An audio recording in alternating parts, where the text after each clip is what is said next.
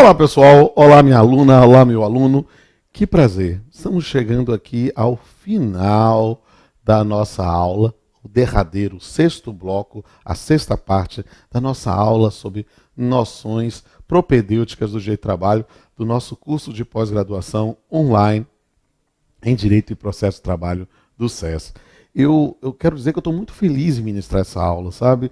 É o começo de uma nova fase do nosso curso de pós-graduação e é uma honra, um privilégio para mim poder te otorgar o título de especialista em Direito e Processo de Trabalho. Vamos continuar? No bloco anterior, eu trabalhei a parte da principiologia trabalhista e eu quero arrematar isso falando de dois importantes princípios que não são princípios próprios do direito do trabalho, mas são princípios da teoria geral do direito, mas que foram sistematizados por Américo Pla Rodrigues como princípios tão caros ao direito do trabalho que precisam ser explicitados. O primeiro é o princípio da razoabilidade, a ideia da verificação, até mesmo porque a relação de emprego é um pacto de trato sucessivo, né, que diz respeito à realidade, à vulnerabilidade, à fonte de subsistência. A interpretação deve ser sempre a mais razoável. E isso aqui invoca necessariamente, se você quiser, um aprofundamento sobre isso, há um filósofo chamado Luiz de Recassensiches, que trabalhou justamente essa lógica da razoabilidade, a lógica do razoável na interpretação normativa. O outro princípio é o princípio da boa-fé. A aplicação do princípio da boa-fé no direito do trabalho é fundamental. E aqui, amigos, por favor, aqui, amigas, por favor, não confundam a boa-fé objetiva com a boa-fé subjetiva. Princípio da boa-fé objetiva é pleonasmo. Por quê? Porque a boa-fé subjetiva não é princípio.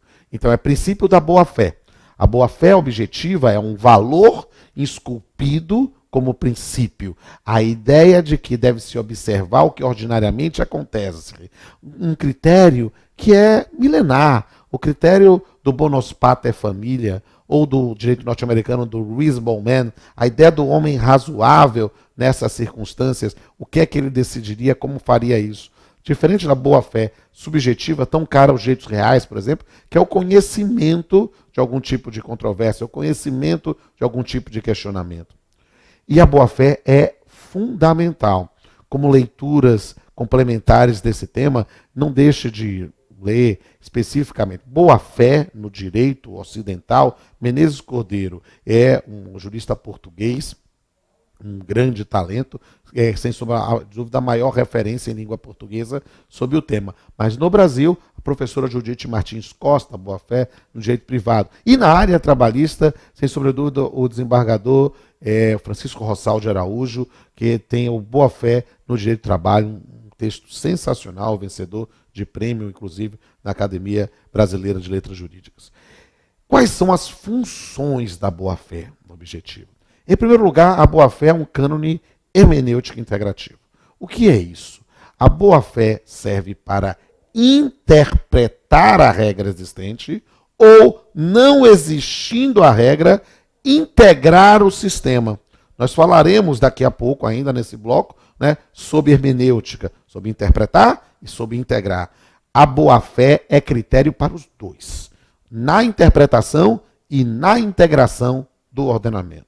Mas além de ser esse cânone hermenêutico integrativo, ela também cria deveres jurídicos anexos. O que é isso? É muito simples. A ideia de que a gente pensa no contrato, isso é um mandamento secular, né, milenar, né? A ideia do pacta sunt servanda, o contrato se cumpre da forma como se contém. Né? Ele deve ser, mas há determinados aspectos que não precisam sequer estar previstos no contrato. Porque estando previstos ou não, a boa-fé exige o cumprimento de determinados deveres.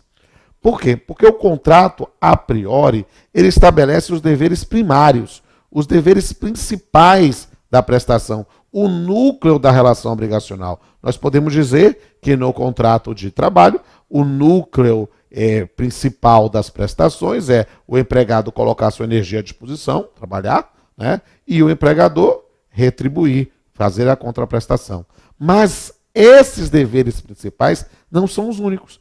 Há deveres secundários, que podem ser meramente acessórios da obrigação principal, ou seja, o empregado é obrigado a colocar sua energia à distribuição, trabalhar, obedecer às ordens, faz parte de um dever secundário decorrente da obrigação principal. O empregador, a obrigação dele é remunerar, mas dar o serviço, estabelecer as ordens, também são deveres nesse ponto. Né?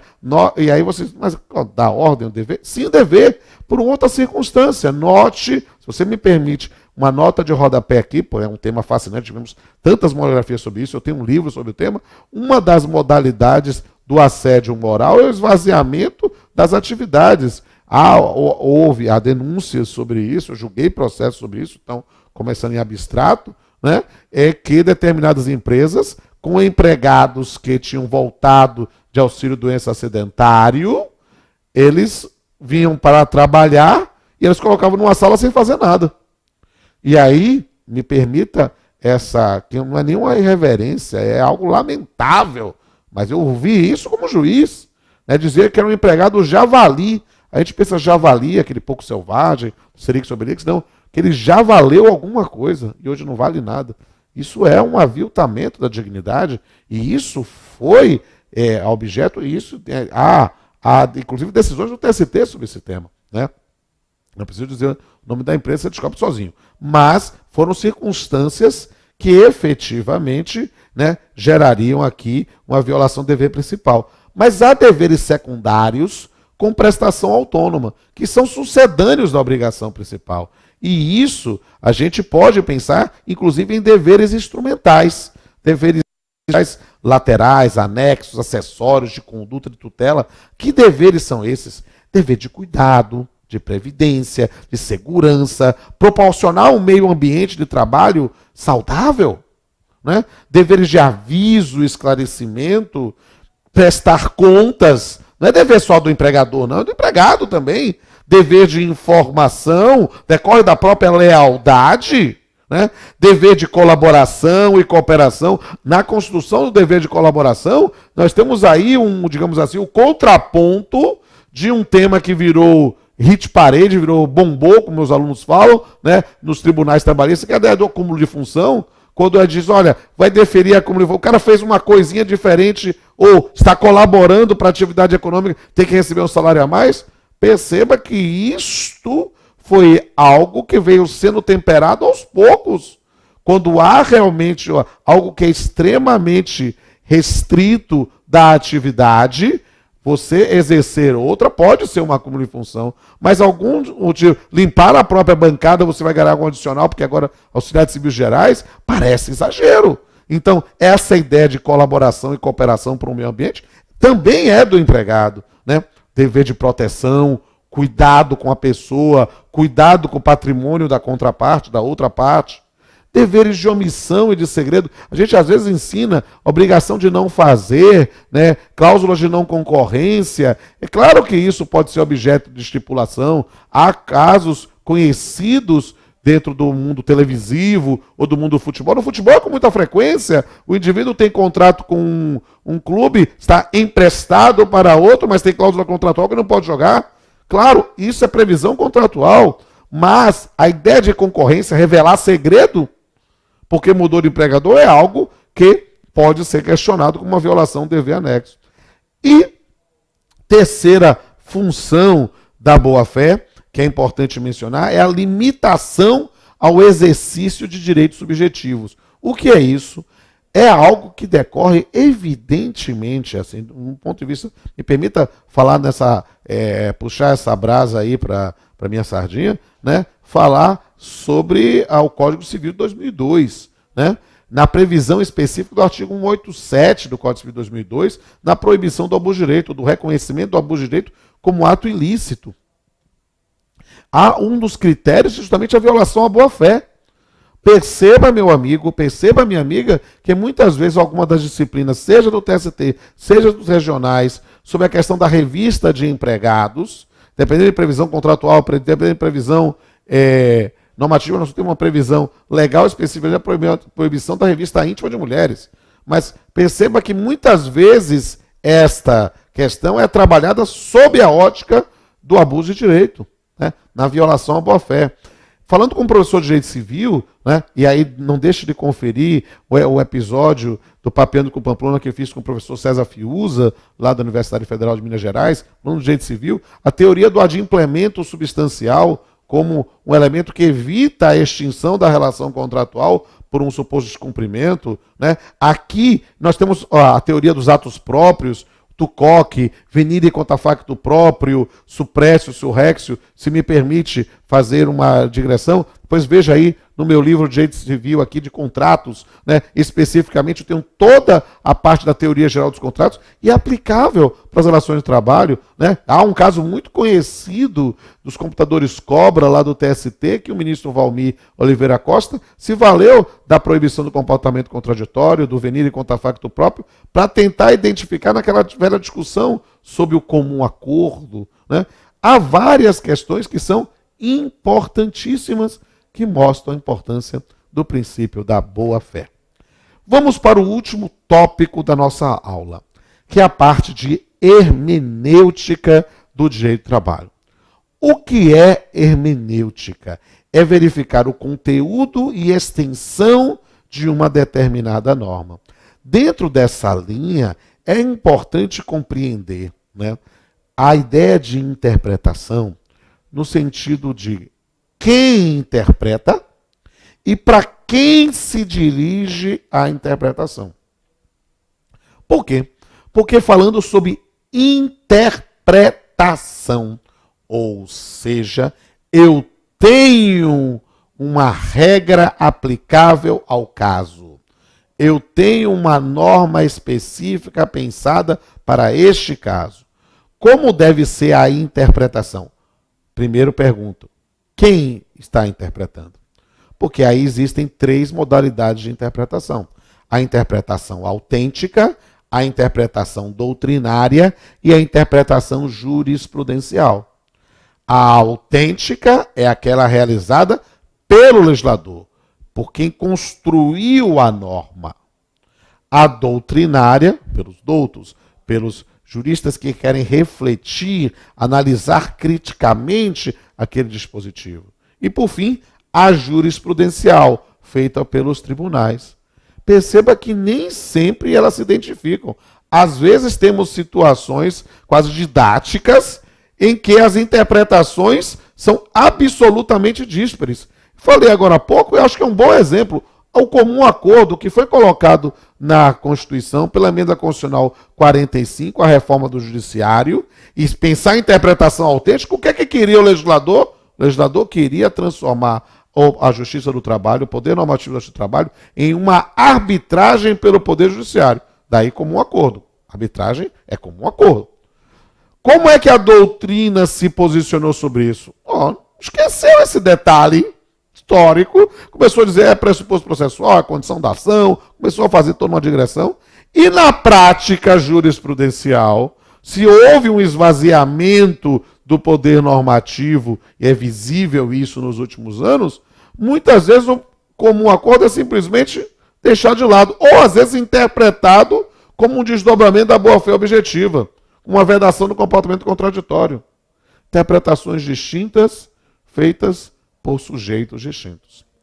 Mas quais são os métodos de interpretação em geral e também do direito do trabalho? É preciso deixar claro que o primeiro método de interpretação é o método gramatical, literal. É natural que o seja. É a primeira leitura que se faz no texto.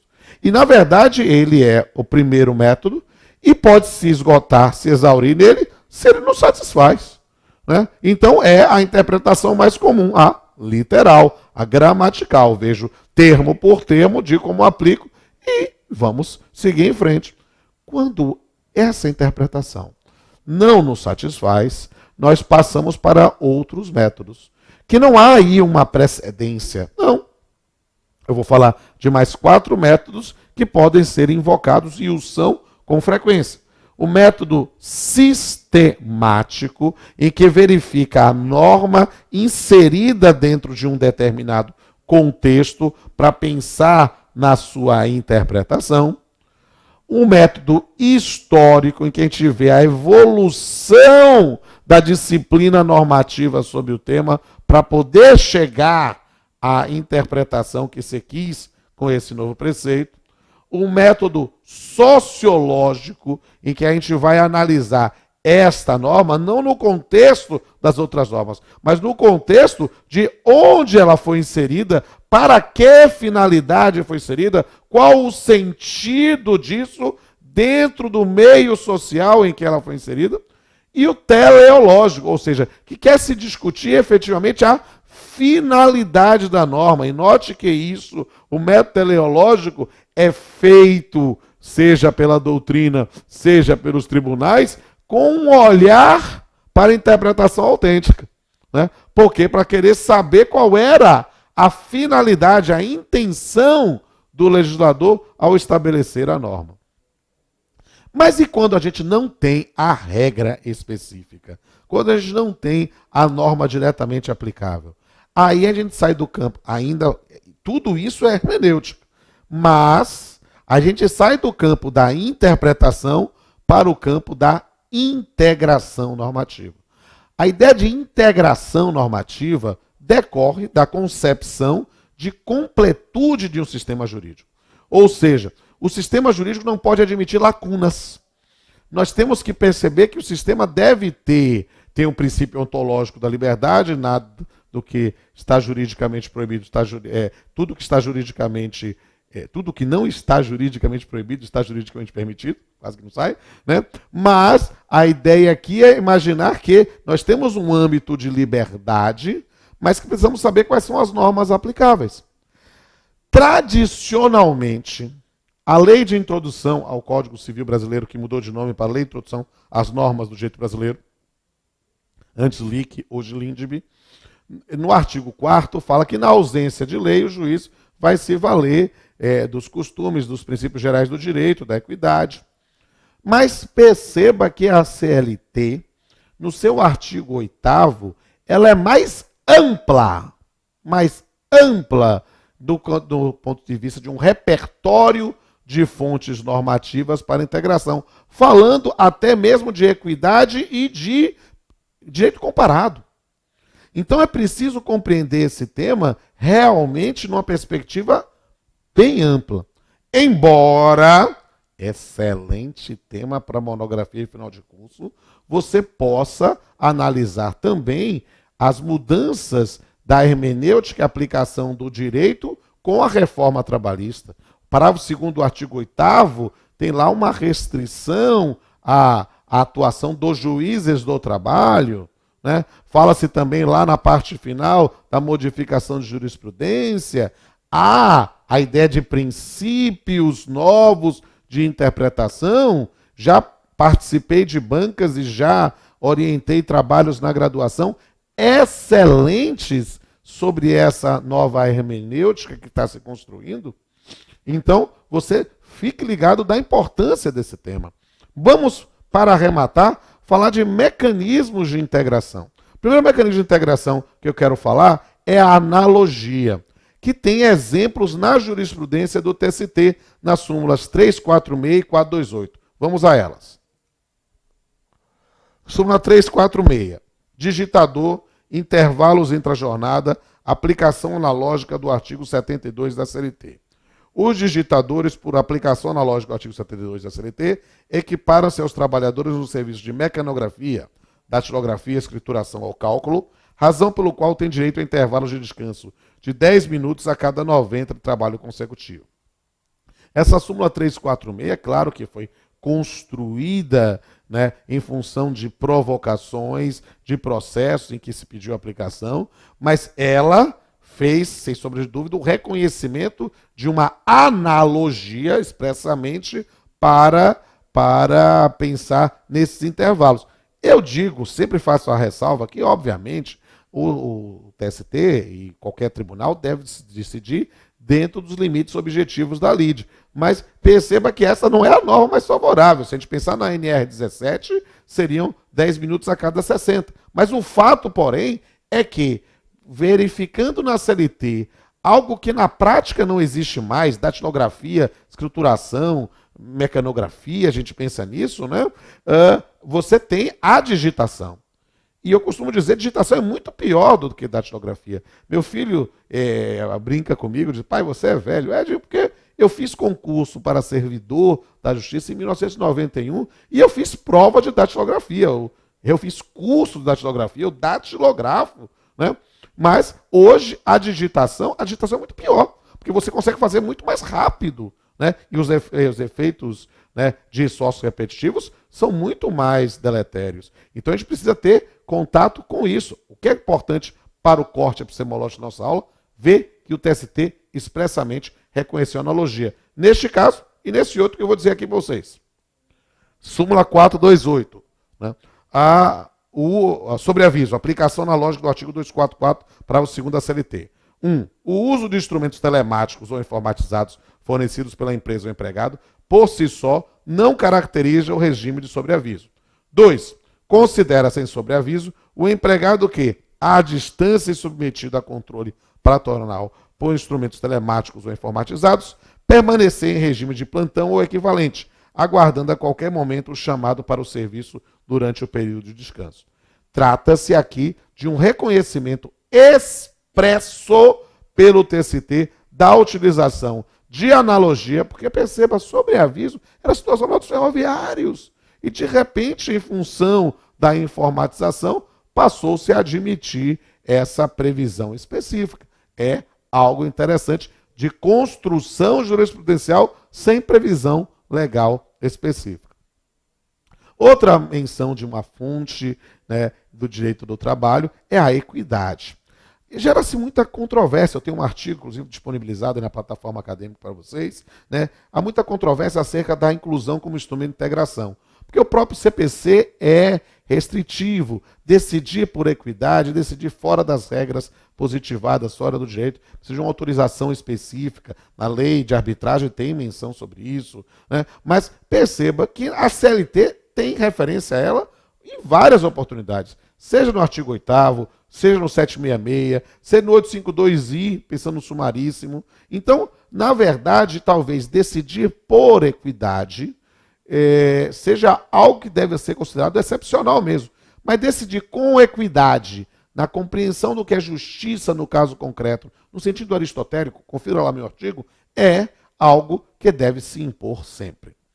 Princípios gerais do direito, está na LINDB, está no artigo 8º, e nós já trabalhamos desde os blocos anteriores a importância disso. Sem sombra de dúvida, né, nós vivemos hoje um direito principiológico, um sistema que prestigia princípios.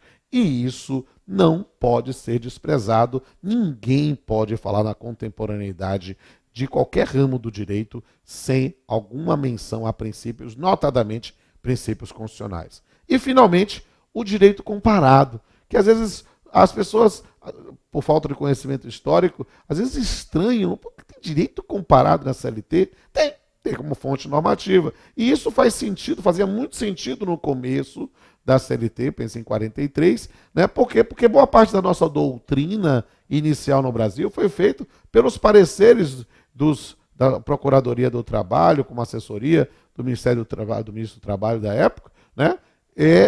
Com base na doutrina estrangeira, né? E às vezes nós podemos invocar a doutrina estrangeira, né, para resolver determinados casos. Falei hoje, nesta aula mesmo, que no passado, na falta de uma regra específica, que só veio com a Lei Complementar 150, né, nós discutimos se não valeria a pena invocar como uma referência o direito argentino para pensar em diaristas apenas em 2 vezes por semana. Era um critério. A lei trabalhava continuidade em sentido próprio, todos os dias. Foi uma construção que o direito comparado deu um norte. E vale a pena estudar a matéria. Na verdade, vale a pena estudar sempre. E com isso, eu arremato esta nossa primeira aula no curso de Direito, na primeira aula do módulo de Direito Material do nosso curso de pós-graduação online em Direito e Processo do Trabalho do SES. Eu sou Rodolfo Pamplona Filho. Eu tenho a honra, o prazer, o privilégio de coordenar este curso desde a primeira turma no formato anterior. Eu tenho a convicção que você está no melhor curso de pós-graduação online em Direito e Processo do Trabalho do país. Eu garanto esse conteúdo. Eu estou à sua disposição. Se precisar bater um papo, conversar, ou simplesmente se apresentar, manda uma mensagem para mim, inbox lá no Instagram, né? Segue lá no meu canal no YouTube. São instrumentos. Eu trabalho com todas as redes sociais, mas esses são. Eu tenho predileção para isso, porque esse eu respondo pessoalmente, não é assessoria. Então eu vou ter a oportunidade. Gostou dessa aula? Gostou de outras aulas? Tira uma foto, me marque, mesmo que seja aula de professor, me marque. Eu quero ter essa oportunidade de conhecer cada um de vocês, sabe? E quando eu estiver fazendo uma palestra em algum canto do país, você tiver a oportunidade de ir lá assistir, vamos lá, tomar um café, fazer um selfie, bater um papo, conhecer. Isso tem sido maravilhoso, renovador em minha vida.